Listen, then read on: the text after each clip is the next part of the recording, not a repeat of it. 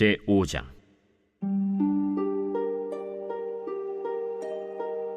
솔로몬이 기름 부음을 받고 그의 아버지를 이어 왕이 되었다 함을 두로 왕 히람이 듣고 그의 신하들을 솔로몬에게 보냈으니 이는 히람이 평생에 다윗을 사랑하였음이라. 이에 솔로몬이 히람에게 사람을 보내어 이르되, 당신도 알거니와 내 아버지 다윗이 사방의 전쟁으로 말미암아 그의 하나님 여호와의 이름을 위하여 성전을 건축하지 못하고 여호와께서 그의 원수들을 그의 발바닥 밑에 두시기를 기다렸나이다. 이제 내 하나님 여호와께서 내게 사방의 태평을 주심에 원수도 없고 재앙도 없도다. 여호와께서 내 아버지 다윗에게 하신 말씀에 내가 너를 이어 내 자리에 오르게 할 내 아들 그가 내 이름을 위하여 성전을 건축하리라 하신 대로 내가 내 하나님 여호와의 이름을 위하여 성전을 건축하려 하오니 당신은 명령을 내려 나를 위하여 레바논에서 백향목을 베어내게 하소서. 내 종과 당신의 종이 함께할 것이요 또 내가 당신의 모든 말씀대로 당신의 종의 삭슬 당신에게 드리리이다. 당신도 알거니와 우리 중에는 시돈 사람처럼 벌목을 잘하는 자가 없나이다. 히람이 솔로몬의 말을 듣고 크게 기뻐하여 이르되, 오늘 여호와를 찬양할지로다. 그가 다윗에게 지혜로운 아들을 주사 그 많은 백성을 다스리게 하셨도다. 이에 솔로몬에게 사람을 보내어 이르되, 당신이 사람을 보내어 하신 말씀을 내가 들었거니와 내 백향목 제목과 잣나무 제목에 대하여는 당신이 바라시는 대로 할지라. 내 종이 레바논에서 바다로 운반하겠고 내가 그것을 바다에서 뗏목으로 엮어 당신이 지정하는 곳으로 보내고 거기서 그것을 불리니 당신은 받으시고 내 원을 이루어 나의 궁정을 위하여 음식물을 주소서 하고 솔로몬의 모든 원대로 백향목 제목과 잣나무 제목을 주매 솔로몬이 히람에게 그의 궁정의 음식물로 밀 2만 고루와 맑은 기름 20고루를 주고 해마다 그와 같이 주었더라. 여호와께서 그의 말씀대로 솔로몬에게 지혜를 주신 고로 히람과 솔로몬이 친목하여 두 사람이 함께 약조를 맺었더라.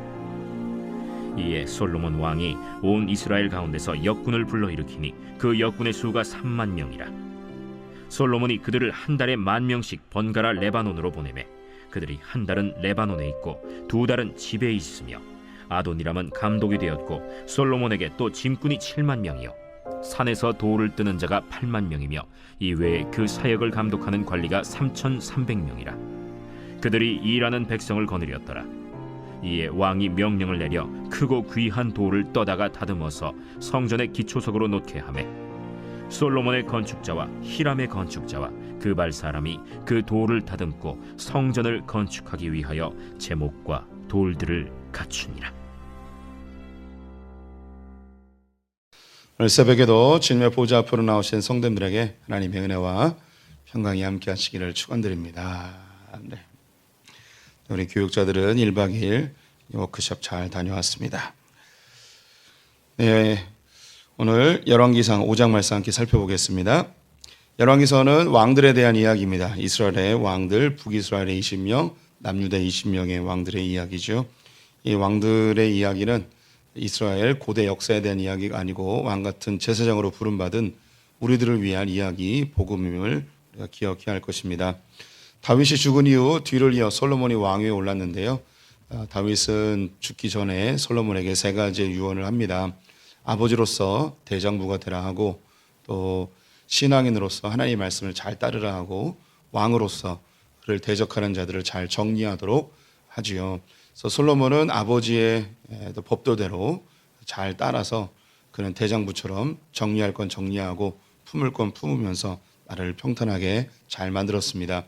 그는 왕으로서의 자질을 보여줬고 또 정치적인 역량도 보여주었습니다. 하지만 그에게 부족한 것이 있었는데 하나님의 말씀을 따르는 것이 부족했죠. 그래서 기본에서 일천번제를 드릴 때 하나님은 꿈을 통해서 지혜를 구할 것을 요구합니다. 이 지혜는 하나님의 말씀을 통해서 얻어지는 것이죠. 그래서 솔로몬은 깨닫고 하나님의 언약궤 앞으로 달려가 예배하며 하나님께 지혜를 구하는, 즉 하나님의 말씀을 따르는 것을 실천하기로 합니다. 이렇게 하나님께 지혜를 구한 솔로몬은 나라를 잘 다스리는 평탄하게 하는 일을 보여주죠. 그래서 지혜와 더불어 부와 명성도 함께 얻게 됩니다. 그의 명성은 이방 땅까지 퍼지게 되었고 그의 나라는 유브라테스 강부터 애굽의 변방까지 하나님께서 가나안 땅에 들어갈 때 약속하셨던 그 모든 땅을 얻게 됩니다. 이렇게 평탄한 세월을 얻게 되어진 솔로몬이 그 뒤에 무엇을 하는가? 오늘 5장에 나와 있죠. 그것은 성전 건축을 시작하게 된 것입니다. 이 성전 건축을 시작하면서 성전을 위한 나무, 목재, 백향목을 구하기 위해서 두로 왕 히람에게 사람을 보내서 이 조약을 맺게 됩니다. 성경은 이 히람을 다윗을 사랑했던 오래된 벗이라고 이렇게 소개를 하고 있습니다. 그래서 이미 솔로몬이 왕위에 올랐을 때 한번 이렇게 사신들을 보내서 그가 왕위에 오른 것을 축하하는 모습을 또한 보여주고 있죠. 그래서 성전을 건축할 때 목재를 얻기 위해 이 히람과 조약을 맺게 됩니다. 이때 이제 조약을 맺으면서 그 솔로몬이 자신의 정체성 그리고 자신을 하나님께서 왜 왕으로 세우셨는지 그 이유에 대해서 설명을 합니다. 성전을 짓기 위해서인데 또 이 성전의 존재 이유도 이야기합니다. 그래서 이 솔로몬이 나라가 평탄하였을 때 다른 것 생각하지 않고 먼저 하나님의 성전을 짓고 이 성전을 무엇을 위한 것인지 그 고백을 하고 있는데요. 4절과 5절을 제가 읽어보겠습니다. 이제 내 하나님 여호와께서 내게 사방에 태평을 주심에 원수도 없고 재앙도 없도다. 여호와께서 내 아버지 다윗에게 하신 말씀을 내가 너를 이어 내 자리에 오르게 할 내 아들 그가 내 이름을 위하여 성전을 건축하리라 하신 대로 내가 내 하나님 여호와의 이름을 위하여 성전을 건축하려 하오니 라고 되어 있습니다. 하나님께서 자신에게 태평을 주셨다고 합니다. 원수가 없고 재앙이 없는 시대를 주셨다는 거죠.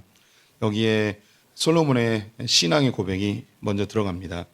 이렇게 평탄해진 것, 이렇게 부유해진 것, 이 나라가 견고해진 것, 이것은 내 능력이나 내 힘으로 얻어진 것이 아니고 하나님께서 자기에게 주셨다는 거죠. 은혜로 받았다는 거예요.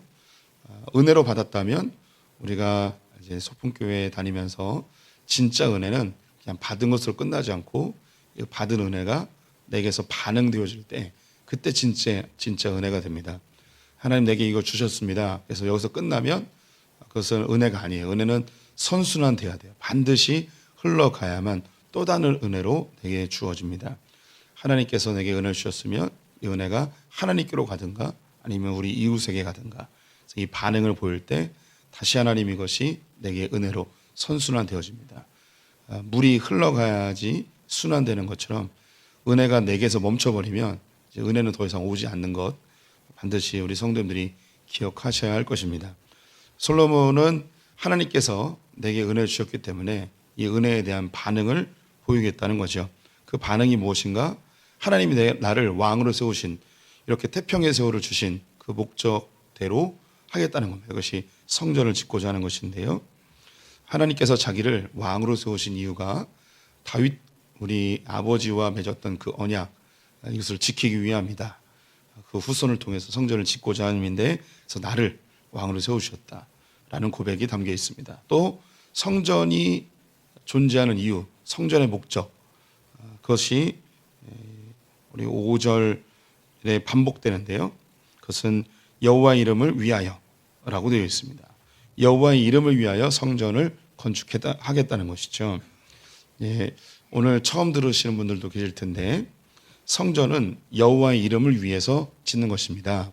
그럼 여호와의 이름을 위해서 짓는다 하면 하나님의 영광을 위해서 하나님의 이름을 높이기 위해서 이렇게 느껴질 수 있을 거예요. 네, 이것도 맞습니다. 하지만 이스라엘 유대인들이 생각하는 여호와의 이름은 그냥 단순히 하나님의 명성, 하나님의 영광의 개념이 아닙니다. 여호와의 이름으로 불려졌던 것이 있는데 그것이 법궤입니다. 이스라엘 사람들은 법궤를 법궤라 부르지 않고 여호와의 이름이라고 불렀어요. 신명기에 보게 되면 모세에게 이스라엘 백성들이 가나안 땅에 들어가게 되는데 그곳에서 한 곳을 하나님이 선택하겠다고 약속하십니다. 이것을 중앙성소 제도라고 하는데요. 한 곳을 하나님이 선택해서 이곳에 하나님의 이름을 두시겠다고 이야기합니다. 하나님의 이름을 두시기 위하여 한 곳을 택할 것이라고 합니다. 요걸 잘 보세요. 여호와의 이름을 두시려고, 여호와의 이름이 마치 물건처럼 칭해지고 있죠. 그래서 이스라엘 백성들은 이 여호와의 이름을 두신다 하였으니 이 여호와의 이름이 무엇인가? 그것이 법궤로 여호와의 이름이라고 부르게 되었습니다. 하나님이 한 곳을 지정하지 않으시다가 다윗 때에 다윗이 오르난의 타작마당 이곳에 하나님께 번제를 드리며 재앙을 막는 장면이 있죠. 그래서 이곳을 하나님께서 택해 주십니다. 이 택한 곳에 성전이 세워지게 되고 이곳에서 모든 이스라엘 백성들이 모여 하나님께 예배하게 됩니다. 그 전에는 성막에서 예배를 드렸는데 성막은 이곳저곳으로 돌아다니며 필요에 의해서 옮겨 다녔습니다. 이제 다윗 때의 다윗의 믿음 그리고 하나님에 대한 헌신, 이것이 이 장소를 정하는 중요한 기준이 됩니다. 이곳을 정한 것은 다윗의 신앙을 본받게 하기 위한 하나님의 목적이 있는 거죠. 이곳에 이제 법궤를 두고 성전을 짓죠. 다윗이 가졌던 그럼 신앙의 태도는 무엇인가? 이 법궤를 우상으로 이용하거나 혹은 법궤 없는 신앙생활이 아니라 하나님의 말씀 앞에서 하나님의 말씀을 듣고 이 말씀대로 따라 살려 하는 그런 신앙의 모범을 다윗이 보였습니다. 여호수아 때부터 다윗 때까지 지금까지 이렇게 신앙생활을 했던 사람이 없었던 거예요. 엘리 제사장 때는 블레셋과의 전투에 법궤를 가지고 나가서 우상처럼 이용하였고 사울 왕은 이 잃어버린 법궤를 찾을 생각도 하지 않았고요. 이 다윗 때야 비로소 하나님의 법궤가 하나님의 말씀을 듣고 하나님과 사귀고 주님 안에 머무는 이런 장소라는 것을 정확하게 이해하고 이 법궤를 다윗의 장막에 보관하죠. 그래서 믿음의 후배들에게 법궤는 이런 곳이다. 그리고 성전은 이런 용도로 사용되는 거다라는 것을 알려주는 좋은 모범이었습니다. 그래서 하나님은 그때까지 기다린 거죠. 법궤를 법궤로 이용할 수 있는 사람, 법궤를 법궤로서 대할 수 있는 사람, 다윗이었습니다. 그래서 그가 수도로 정한 그 예루살렘, 그곳이 하나님의 성전이 지어지는 곳이 된 것이죠. 그래서 여호와의 이름을 위하여 성전을 짓는다. 이것은 성전의 존재 목적을 그대로 반영한 것입니다. 그런데 이제 나중에 이제 솔로몬이 성전을 짓고서 이 성전을 여호와의 이름을 두고 하나님 앞에 나아가서 하나님 지혜를 구하고 하나님과 대화하고 하나님과 사귐의 장소로 이용하였으면 좋겠는데 너무 의리의리하고 너무 멋진 이 성전 자체에 이제 심취해 버립니다. 그래서 건물 자체에 심취해서 이 성전 안에서 하나님을 만나는 그 본질을 잃어버리게 되죠. 그래서 외형만 남고 본질은 사라지는. 그래서 솔로몬의 그 후반기는 너무나 안타깝고 초라하게 마무리가 되어집니다. 하지만 솔로몬이 이 성전을 짓고자 했을 때는 성전의 존재 목적 그리고 자신을 하나님께서 왕으로 세우신 이유, 이것을 정확하게 파악하고 두로왕 히람과 성전을 건축하기 위한 목재에 대하여 조약을 맺게 됩니다. 이것은 우리 성도님들이 신앙생활 할 때 아주 중요한 기준이 됩니다. 우리 각자가 적용을 해야 될 바는 약간씩 다를 수 있지만 하나님께서 우리에게 태평의 세월을 주신다면, 우리에게 평탄한 세월을 주신다면 이 부분에 대해서 먼저 솔로몬의 고백처럼 하나님이 내게 주셨다는 은혜로 여기시는 마음이 있어야 할 것입니다. 그럼 나에게 이게 태평한 세월을 주셨다면 그 다음에 우리는 어떻게 해야 될 것인가? 그것은 하나님의 이름을 위해서 성전을 짓는 일을 해야겠죠. 이 성전은 눈에 보이는 교회 건물로 이해하셔도 괜찮고 아니면 내가 속해 있는 교회를 온전케 하는 것으로 적용해도 괜찮고 또 우리 한 분 한 분이 주님의 거룩한 성전이기 때문에 내 신앙을 성숙시키고 주님을 더 닮아가고 그 시간과 여유 속에서 하나님과 더 친밀해지는 내적 성전을 이루어가는 것으로 적용해도 괜찮습니다. 이와 유사한 장면이 요한계시록에 나오는 7교회 중에 라오디게아 교회인데요. 이 라오디게아 교회는 아주 부유한 교회였습니다. 그런데 하나님께서 이 라오디게아 교회를 평가하실 때 뜨겁지도 않고 차갑지도 아니한 그런 교회라고 하였죠. 미지근해진 거예요. 태평한 세월을 얻게 되었고 부유해졌는데 이 태평함과 부유함에 취해서 하나님 앞에 나가지 못하는, 그가 열정적으로 하나님께 신앙생활을 하지 못하는 미지근한 신앙으로 전락해 버렸습니다. 이 라오디게아의 이 부유함을 이야기하면서 너희들이 부유하다고 자랑하지 실제로 너는 빈궁한 자이다. 너는 많은 것을 가졌다고 이야기하지만 아무것도 없는 자다 하며 그렇게 평가절하하십니다. 그러면서 네가 가지고 있는 금으로 옷을 사서 의로운 옷을 입고 또 네가 가지고 있는 돈으로 안약을 사서 네가 보지 못하는 것을 보라고 이야기합니다.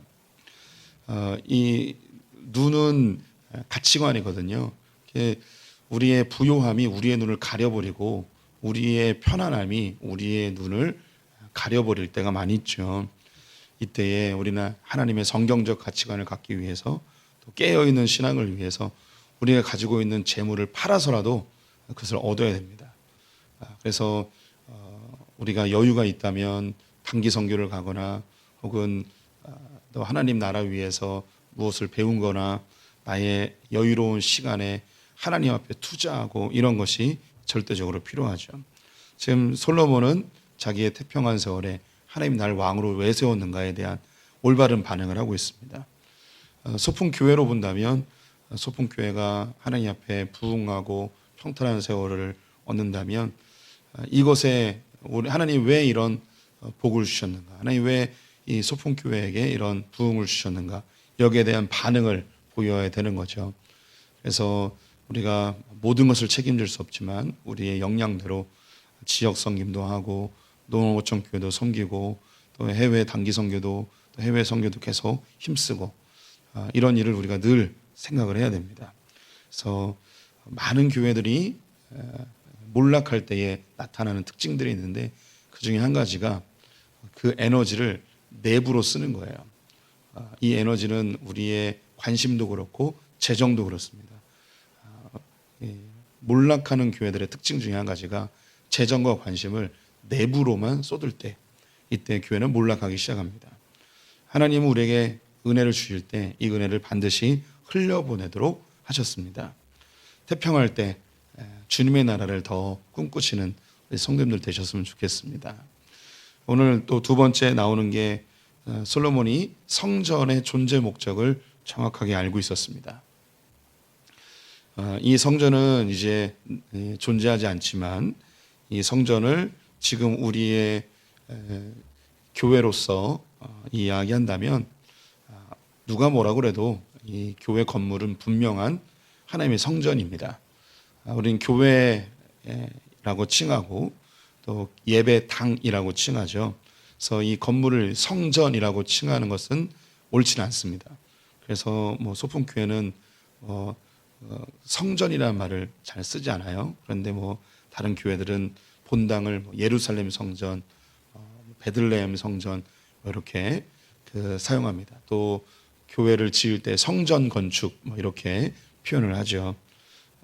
우리 교회를 이전할 때 성전 이전 이런 말을 쓰지 않았죠. 그냥 교회 이전 이렇게 사용을 했습니다. 그래서 이 건물은 성전이라고 표현하는 것은 사실 적절하지는 않습니다. 그래서 우리 전통적으로 한국 교회는 성전이라는 말을 쓰지 않고 교회라고 하고 교회에 예배 드리는 공간을 성전이라고 하지 않고 예배당이라고 칭하였습니다. 어린 시절에 교회 다니셨던 분들은 기억이 나실 것 같은데 예배당 교회 현판에다가 무슨 교회 예배당 이렇게 쓰고 교회당 이렇게 썼어요. 그래서 우리 믿음의 선배님들이 아주 올바른 신앙으로 교회를 성전이라고 부르진 않았고 예배당을 성전이라고 부르진 않았습니다. 하지만 교회는 성전이 맞습니다. 우리 성도님들 한 분 한 분이 모여 있는 하나님의 거룩한 성전 맞습니다. 그러면 이 교회, 성전으로서의 교회의 존재의 목적이 뭘까요? 하나님의 이름을 위하여 존재하는 것입니다. 하나님의 이름을 위하여라는 말은 하나님의 이름을 드높이는, 영광을 높이는, 이렇게 이해해도 좋지만 구약의 성전을 그대로 적용한다면 교회의 존재 목적은 하나님의 말씀을 받는 것입니다. 하나님의 말씀을 우리 성도들이 받고 내 삶 가운데 살아내고 또 이 교회를 통해서 하나님의 말씀이 세상 가운데 흘러가는 통로가 됩니다. 이 세상 전체를 통틀어서 하나님의 말씀이 이 세상 가운데 흘러갈 수 있는 것은 교회밖에 없습니다. 교회를 통해서만 하나님의 말씀이 흘러가게 되어 있습니다. 교회가 하나님의 말씀을 잃어버리면 더 이상 교회가 아닌 것이죠. 유럽의 교회들이 한순간에 몰락하게 되었는데 그 중요한 이유가 교회가 하나님의 말씀을 잃어버렸기 때문입니다. 이것은 중세 카톨릭이 하나님의 말씀을 잃어버리고 우상 숭배처럼 종교화 되어진 것도 우리가 잘 알고 있고요. 그리고 계몽주의 이후로 유럽의 교회들이 종교개혁한 교회들이 말씀으로 돌아갔는데 다시 자유주의, 계몽주의로 말씀을 포기하고 잃어버리고 다시 종교화 되어져 교회가 몰락하게 되었습니다. 교회는 말씀이 흘러가는 곳이고 말씀을 위하여 존재하는 곳입니다. 교회가 말씀을 잃어버리면 더 이상 교회라고 할 수 없죠. 교회가 사회복지를 할 수도 있습니다. 또 문화센터도 할 수 있습니다. 지역을 섬길 수도 있고요. 학교를 운영할 수도 있고 유치원을 운영할 수도 있습니다. 그런데 이 모든 것들은 교회만 할 수 있는 것은 아니고 다른 일반 사회 단체들이나 심지어 타 종교들도 다 할 수 있습니다. 그런데 교회밖에 못하는 게 있어요. 교회만 할 수 있는 거, 그건 뭐냐면 말씀을 선포하는 겁니다. 십자가의 복음을 흘려보내는 거, 이건 교회밖에 못합니다. 소풍교회가 이런저런 사역을 다 할지라도 십자가의 복음의 말씀이 없다면 교회라고 할 수 없습니다. 또 우리가 힘이 약해지고 재정이 부족하여서 이웃을 섬기거나 외부 사역을 다 중단해야 될 때도 있습니다. 하지만 마지막까지 붙들어야 될 한 가지가 있다면 그것은 바로 십자가의 복음을 증거하는 일이죠. 우리 성도님들이 하나님의 성전이라고 한다면 하나님께서 우리 성도님들을 한 분 한 분을 성전이라고 칭해 주셨습니다. 너희가 하나님의 성전인 것과 하나님의 성령이 너희 안에 계신 것을 알지 못하느냐라고 하며 우리를 성전이라고 하셨죠. 그러면 이제 다시 적용해 봐야 됩니다. 하나님이 우리를 성전이라고 하셨다면 우리를 왜 성전이라고 칭해 주셨을까요? 그것은 여호와의 이름을 두시려고 하나님이 우리 안에 임재하시기 때문입니다. 그러면 우리 안에 뭐가 있어야 되는가? 하나님의 말씀이 있어야 됩니다. 우리 안에 하나님의 말씀이 없으면 우리는 하나님의 성전이라고 할 수가 없겠죠. 하나님의 말씀이 육신을 입고 이 땅에 오셨습니다. 그분이 바로 예수 그리스도이시죠. 법계의 실체가 예수 그리스도예요. 그래서 우리 안에 예수 그리스도가 있어야 돼요. 그래서 우리 안에 늘 복음이 있어야 됩니다. 나는 죄인입니다. 이 죄의 문제를 내가 해결할 수가 없습니다. 그래서 우리는 예수 그리스도만 붙듭니다.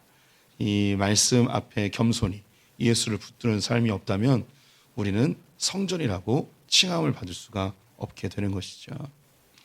그래서 소풍교회는 더 말씀에 견고히 세워야 되고 우리 성도님들 한 분 한 분도 말씀을 가까이 하고 말씀을 듣기를 즐겨하시고 말씀대로 살기를 힘쓰는 그런 분들이 되셔야 할 것입니다. 이렇게 이제 솔로몬은 두로왕 히람과 조약을 맺었고요. 그래서 일꾼들을 구해서 이제 백향목과 잣나무를 구해오며 성전 건축에 준비를 해 나갑니다. 이제 성전 건축이 이제 7년여 걸리고요. 왕궁까지 다 지으면 20년이 걸려요. 뒤에 보게 되면 솔로몬이 처음 가졌던 마음이 점점 사라집니다. 그리고 결국 너무 오랫동안 왕궁을 짓다 보니까 사람들이 지쳐요.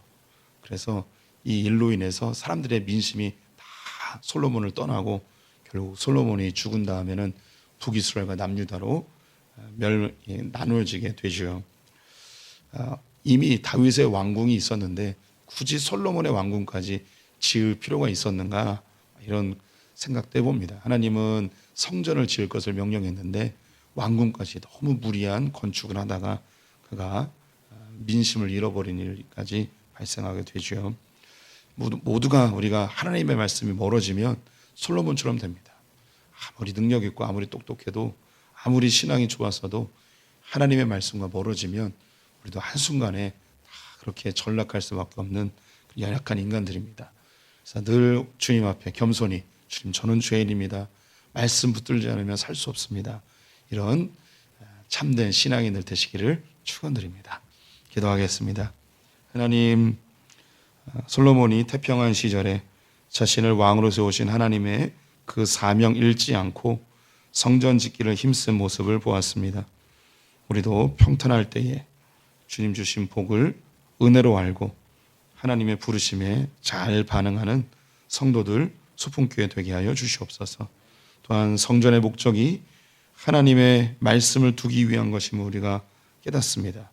소풍교회를 통해서 이 지역에 복음이 흘러가게 하시고 한국 교회를 통해 이 대한민국 방방곡곡에 하나님의 말씀이 증거되게 하여 주시옵소서.